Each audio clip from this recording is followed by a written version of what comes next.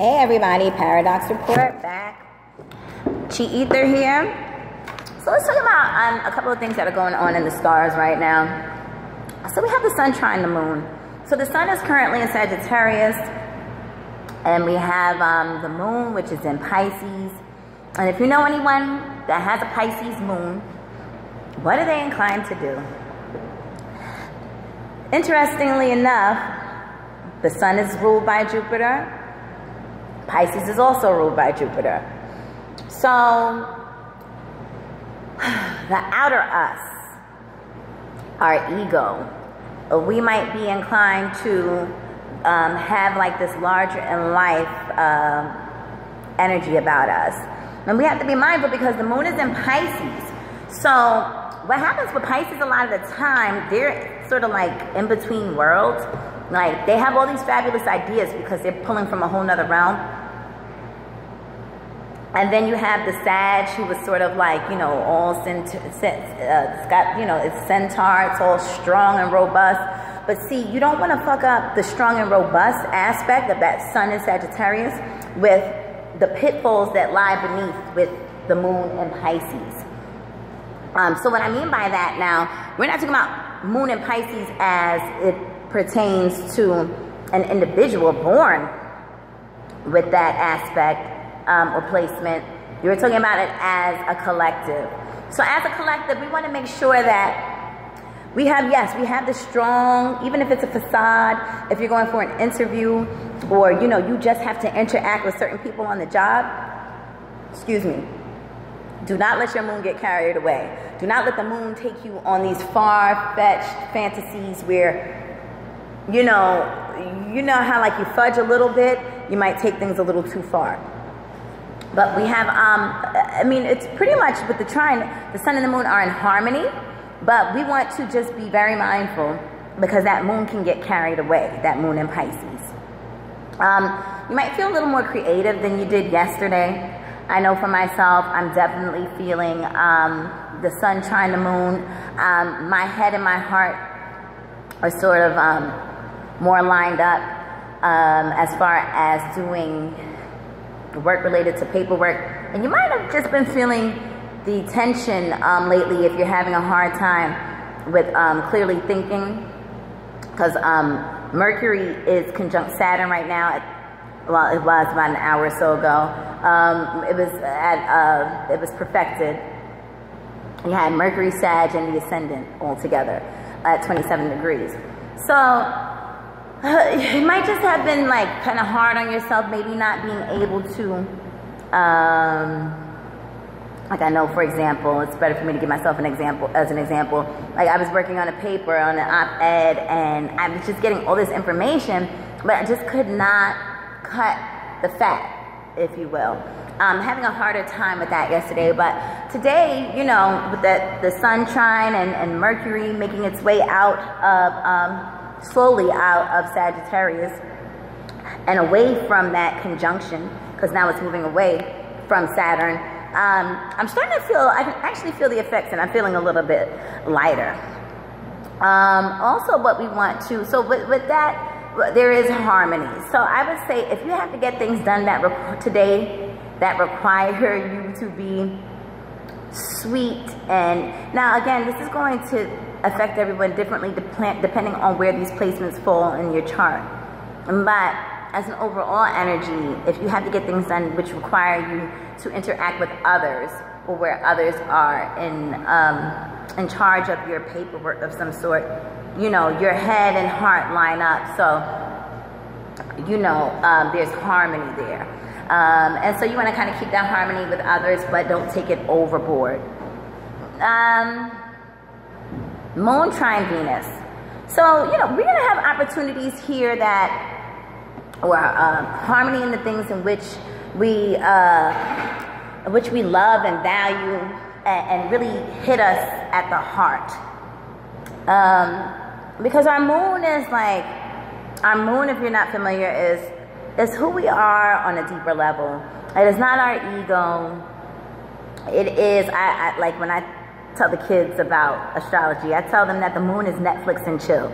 I tell them that the sun is the first date. And the ascendant is who you take on the job interview. And then your moon is Netflix and chill. So what I mean by that is that it's that comfort place. It's that place within, like when we meet others, it's the inner voice, not the part that we present per se. But nevertheless, that's the moon. So we have that in harmonious aspect to Venus.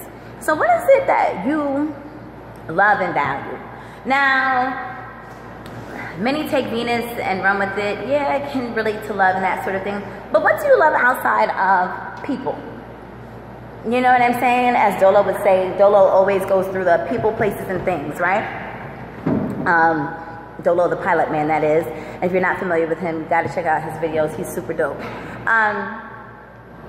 But yeah, people, places, and things, right? So what else do you value? Now remember, I'm going to keep double backing on what we discussed as far as Leo goes. When we had that new moon in Leo, and what we are supposed to be working on collectively, yet individually. So that whole new moon was about doing what sets you apart. I don't care if everybody is in the same field, or if everybody's teaching. What makes your skill set and how you approach or how you teach different than the next individual who's teaching the same subject? What makes your ice colder? So when we talk about that, now is a time to kind of like go back, because we're in the shadow period of Mercury, retrograde. So it's not advised to do anything new. Again, the focus goes back to what is it that sets you apart. Now that your moon, the moon is in harmonious aspect to Venus, Venus currently being in Scorpio, the moon currently in Pisces, I mean, now we're taking it, now we have, it gets real deep there. Like, look at that. Moon in Pisces with Venus in Scorpio. That's a lot of depth, and that's a lot of creative energy. So when we have that harmonious aspect, I mean, if you write songs, get to writing. If you have been thinking about an idea for a couple of years, months, whatever, start jotting things down. We have Mercury moving away from Saturn, but it's still conjunct, right? So Mercury is how we think. Let's get those ideas structured. Let's get them down on paper. Let's talk to others who are serious about their business and run ideas past them. Not around flaky people. Because you need someone who is going to, because when we have the moon in Pisces, which Neptune is in Pisces right now, when we have the moon in Pisces, we are reaching into a whole nother realm. We are in the spiritual plane, partly in the spiritual plane, 1 foot on the spiritual plane, 1 foot on the earth. And so we're grabbing these ideas from out of this world. So you need someone who's also out of this world, but has that Saturnian way about them, or has that very critical eye, who can give you what you need at the level of your understanding as far as helping you tweak your ideas.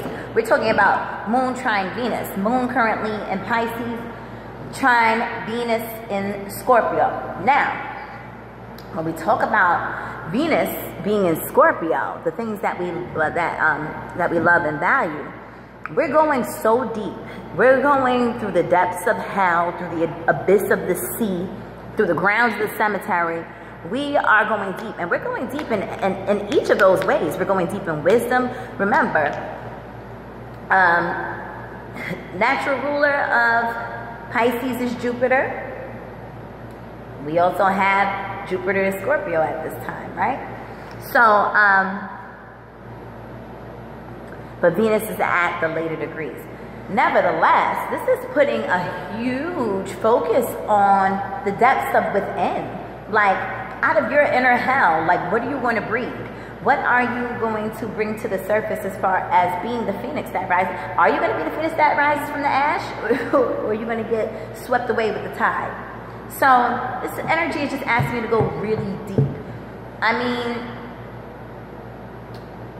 you can go so far with this energy, and I'll just kind of leave it at that. But again, you want to be mindful of who you are bringing these ideas to. Sun square Neptune. So if we have the Sun square Neptune, we might feel kind of like unsure, or there's challenges. Like how I felt last night doing that paper. Like, okay, I kind of feel like this sounds right, but Neptune Neptune is fantasy, and sometimes it doesn't like, it's hard to see the boundaries with Neptune. So again, that kind of goes back to that Mercury separating from Saturn right now, where we might have just felt very closed off on a mental thinking, cognitive level. It's going to ease up. We're going to be able to see the bigger picture. But with the Sun squaring Neptune, we need to know where to pull back the reins. So again, that goes back to what I was saying with Moon trine Venus. And the Sun trine Moon, this is all working together for our benefit and with structure. So it is imperative that we discuss our ideas with individuals of like minds that have a little more structure than we do, or just as much if you're a very structured individual. Let's see what else we have here. The Sun is also conjunct Venus. The Sun in Sagittarius is conjunct Venus in Scorpio. So we're going to be inclined to express ourselves from the sort of like we want to express to others what we love and value. So again, it's interesting that, but we're taking it to the depths of the soul. This is not surface level shit, oh, look at me. This is what is going to take me to the next level. How deep do we need to go as a society? Again, ever since this Jupiter, when we talk about Jupiter and Scorpio, ever since Jupiter's been into Scorpio, which I find really interesting, is that with this Kanika Jenkins case, she was in a 7th house situation when she died. Probably around open enemies, right? It was a Libra situation with others having to do with lovers and open enemies, that sort of thing. So then we had Jupiter go into Scorpio. Now, whenever I picture Jupiter in Scorpio, I picture this big old jumbo-size, almost sponge-like planet hopping inside the wall and into an ocean, and like going really deep. And I mean, if you've been following this Kanika Jenkins case at all, you will see as a collective, it's taking us deep. It's taking us to look at things that we normally wouldn't pay a lot of attention to, I think, on a whole nother level. But it's an 8th house situation in the fact that, the way this young lady was killed and how they're trying to pass it off as an accident, but the pictures say otherwise. From her being locked in a freezer in the dark, in the depths of the hotel. When we're talking about death and dying and the way someone dies, that is also an 8th house situation. And then the wisdom brought to it. So, I kind of look at it like if Jupiter was not in the 8th house, this would not have so much attention.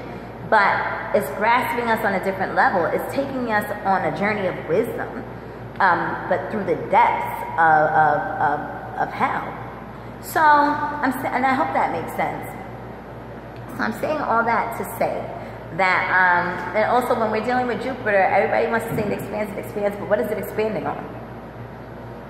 It's not always beneficial. Jupiter is not always beneficial. Because if you have 0, then Jupiter, guess what? Is magnifying your zeroness. It's zero. It's multiplying nothing. So, and that can create a deficit. So, we need to be very mindful because Jupiter is really about wisdom. If you get nothing else from Jupiter, gain the wisdom. Jupiter also protects us. This is a whole nother video. Whole nother video for a whole nother day. But anyway, I just wanted to share some of the aspects and whatnot with you. And be receptive. When you're giving and you're talking over your ideas with others about what you love and value, make sure it's from the depths of your soul. Make sure you're being, and it has to be from an honest place, be receptive to others and what they have to say about whatever project you are presenting. Take it within, internalize it in the most beneficial way, shed what you don't need, and move forward. Allow this centaur energy to carry you because, again, half man, half beast. It is going to the beast part of the Sagittarius centaur. The beast carries out the will of the man. So that's all I have to say about that. Everybody have a magnificent day. Bye.